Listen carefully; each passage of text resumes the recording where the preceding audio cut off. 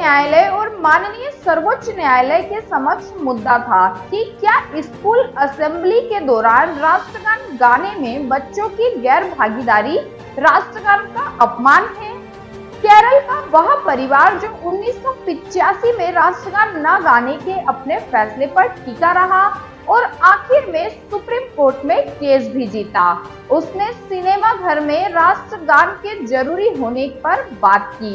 Hello everyone, स्वागत है आप सभी दर्शकों का आपके अपने चैनल जुडिशरी अड्डा पर।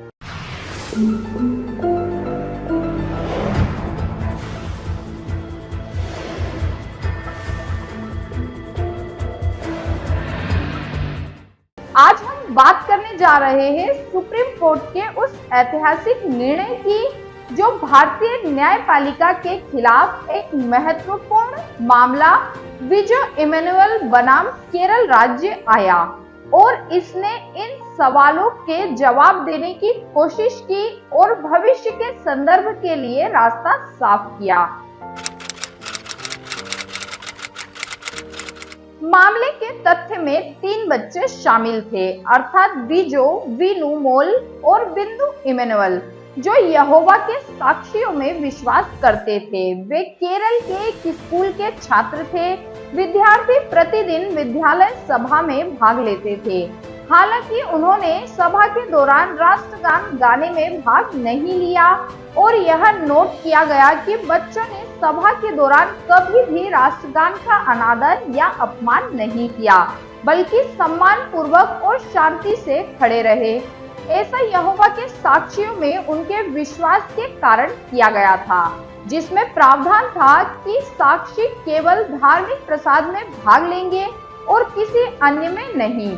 विधानसभा के एक सदस्य एमएलए द्वारा ध्यान दिए जाने पर इस मुद्दे पर विधानसभा में बहस के बाद स्कूल निरीक्षण के निर्देश पर छात्रों को स्कूल से निष्कासित कर दिया गया। निष्कासन से दुखी बच्चों के पिता ने स्कूल प्रशासन के फैसले से राहत मांगी। हालांकि दलील का कोई फायदा नहीं हुआ। केरल उच्च न्यायालय के एकल न्यायाधीश के समक्ष एक रिट याचिका दायर की गई, जिसने इसे खारिज कर दिया। हाईकोर्ट के डिवीजन बेंच ने भी बच्चों की अपील खारिज कर दी। इस प्रकार संविधान के अनुच्छेद 136 के तहत माननीय सर्वोच्च न्यायालय के समक्ष एक विशेष अनुमति याचिका दायर की गई थी। अंत में वह सुप्रीम कोर्ट पहुंची गए। 1986 में एपेक्स कोर्ट ने उनके पक्ष में निर्णय सुनाया और वह Bijoe Emmanuel versus state of Kerala 1986 जीत गए। कोर्ट ने कहा, इस वक्त हम कह सकते हैं कि ऐसा कहीं लिखा नहीं है कि राष्ट्रगान बजने के दौरान उसे गाना जरूरी है। अगर कोई उसके सम्मान में खड़ा हो जाता है तो उतना काफी है। सुप्रीम कोर्ट के फैसले के बाद बच्चों को फिर से स्कूल में ले भी लिया गया, लेकिन फिर भी बच्चों का स्कूल जाने का मन नहीं किया। वह बस एक दिन स्कूल गए और फिर कभी स्कूल नहीं गए। इमैनुअल ने भी उन्हें कभी दोबारा स्कूल भेजने के बारे में नहीं सोचा। उनका मानना था कि बच्चे को इंग्लिश और मलयालम के साथ साथ बेसिक नॉलेज होना काफी जरूरी है। गौरतलब है कि अब इमैनुअल दादा बन गए हैं और उनके 8 पोता पोती भी है, जो कि अलग अलग स्कूल में जाते हैं, लेकिन उनमें से कोई भी राष्ट्रगान नहीं गाता।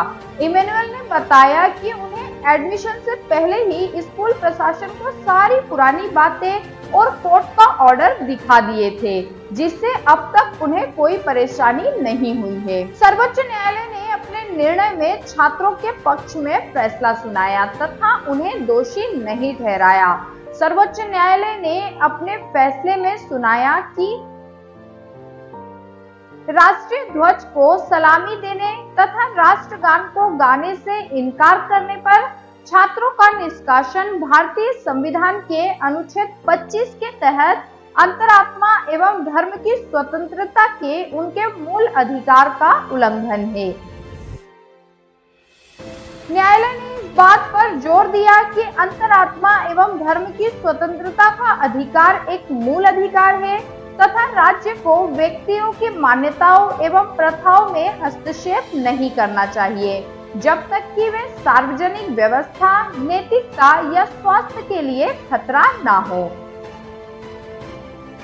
इसके अलावा न्यायालय ने फैसला सुनाया कि स्कूलों में राष्ट्रगान गाने में अनिवार्य भागीदारी पर केरल राज्य के शिक्षा विभाग द्वारा लागू नियामक उपाय विभागीय निर्देश के समान है और इस प्रकार अभिव्यक्ति की स्वतंत्रता के अधिकार को सीमित करने के लिए संविधान के अनुच्छेद 19 में वैधानिक अधिकारों का अभाव है। एक व्यक्ति न्यायालय के आदेश से उल्लंघन होने पर मूल अधिकारों की सुरक्षा का हकदार होगा। सर्वोच्च न्यायालय ने यह कहते हुए उच्च न्यायालय के फैसले को खारिज कर दिया कि इससे छात्रों के मूल अधिकारों का उल्लंघन होता है तथा इसने केरल राज्य को यह कहते हुए उन्हें स्कूल में दोबारा दाखिला देने का आदेश दिया। अगर आपको हमारे यह वीडियो पसंद आया तो वीडियो को लाइक और चैनल को सब्सक्राइब करना ना भूलें। जल्दी मिलेंगे सुप्रीम कोर्ट के ऐतिहासिक फैसलों के साथ अगले वीडियो में।